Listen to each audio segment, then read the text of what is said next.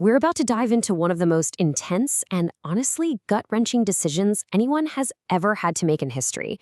It's all about a choice between your honor and your life's work. And it's the incredible story of the historian Sima Qian. So let's just start with a big question right off the bat. What's more important to you? Your honor or your life's work? I mean, that's a heavy one, isn't it?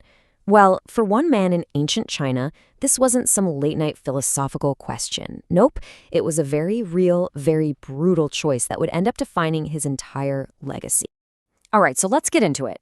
To really get why Sima Qian made the choice he did, we've got to go back to the beginning. We need to understand the mission that was basically his entire reason for being, a mission that started with a sacred promise he made to his dying father. So who exactly was this guy? Well, this is Sima Qian. We're talking way back, like over 2,000 years ago. He had this super important job, Grand Astrologer, which was also kind of like the Grand Historian for the court of Emperor Wu. And you got to understand, Emperor Wu was one of the most powerful, most famous rulers of the whole Han Dynasty. A big deal. But here's the thing. This whole grand project, it didn't even start with him. It was actually his father's idea. His dad, Sima Qian, had the same job before him. And Sima Qian had this absolutely massive dream. He wanted to write the first complete history of China. I mean, everything from the legendary beginnings all the way up to his own time. Nobody had ever even thought of doing something that big before. So on his deathbed, Sima Qian makes his son promise. He basically says, you have to finish this. It's your duty to our family. And in that culture, filial duty, that was everything. It was this unbreakable promise to your parents, to your ancestors. You just didn't break it.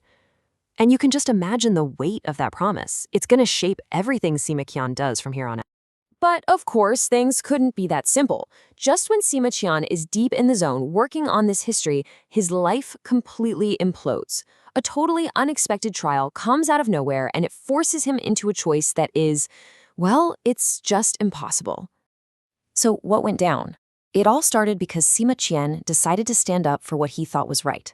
See, there was this general, Li Ling, a pretty respected guy. He'd been cornered by the enemy, totally outnumbered, fought like a hero, but was eventually forced to surrender. Back in the capital, everyone else at court immediately started trashing him, to suck up to the emperor. But not Sima Qian. He was the only one who dared to speak up and defend the guy. And that turned out to be a huge mistake. The emperor, this incredibly powerful Emperor Wu, he took it personally. He saw it as Sima Qian basically criticizing his judgment. And the emperor's anger was, well, swift and terrifying. Sima Qian was thrown in jail, put on trial, and boom, convicted of treason. All for speaking his mind. In the sentence, it's just horrifying. He gets two options. Option 1, the so-called honorable way out for a scholar in his position, suicide. Option 2, he could live, but he would have to endure the punishment of castration. And you have to understand, this wasn't just about physical pain. It was social death. It was a punishment designed to completely humiliate a man, to erase his dignity, his social standing, even his ability to have a family. It was the ultimate shame. So, faced with that choice, what does he do? This is where his story takes a turn. It becomes a story of triumph, but not the kind you're thinking of. This wasn't a victory on some battlefield. It was a victory forged in the absolute deepest pit of personal shame. He chose to live. Just let that sink in. He chose life. He accepted the horrific punishment. He accepted the public shame. He accepted becoming a palace eunuch, someone who would be looked down upon and scorned by the same people he used to work with. And this is the real question at the heart of his story, isn't it? Why? Why would a proud, brilliant man like him choose what everyone, and I mean everyone in his world, saw as the ultimate humiliation, the coward's way out? Well, it wasn't because he was afraid to die. Not at all. It was a strategic sacrifice. He kept thinking about that promise to his father. He felt this incredible duty, not just to his family anymore, but to history itself. He realized that his own honor, his own shame, that would fade. But his book, if he could just finish it, that would last forever. So he chose shame so that his life's work wouldn't just disappear. He actually wrote about this later. He said if he'd just gone along with it and chosen death, his work, which was almost done, would have just vanished, like a puff of smoke. And for him, that failure, that would have been a far greater shame than anything the emperor could do to him. And that brings us to the payoff. the incredible result of all that suffering. The legacy that he built, the one that earned him the title of China's Grand Historian. Even after everything, Sima Qian pushed through. For almost 20 more years, he worked on, living with the pain and the disgrace. And he did it. In the end, he actually succeeded. He finished the work his father started, the masterpiece we now call the Shiji, or the Records of the Grand Historia.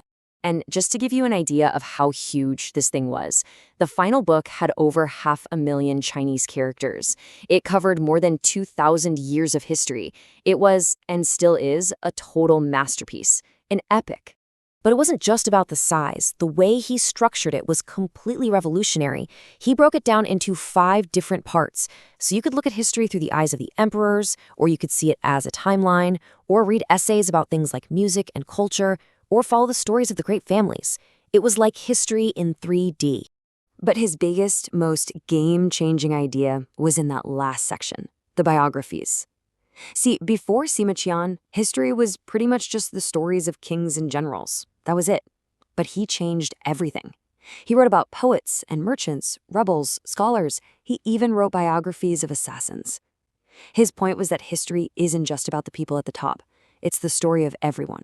And because of that, because he made history about people, and because his work was so incredible, he's known today as the father of Chinese history. Seriously.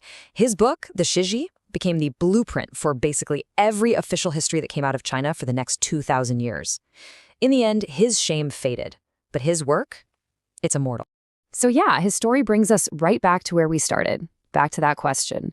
Sima Qian found his answer. For him, it was about a promise to his dad and a duty to the future. And it kind of makes you think, doesn't it? It makes you ask yourself, what's my life's work? And what am I willing to sacrifice everything for?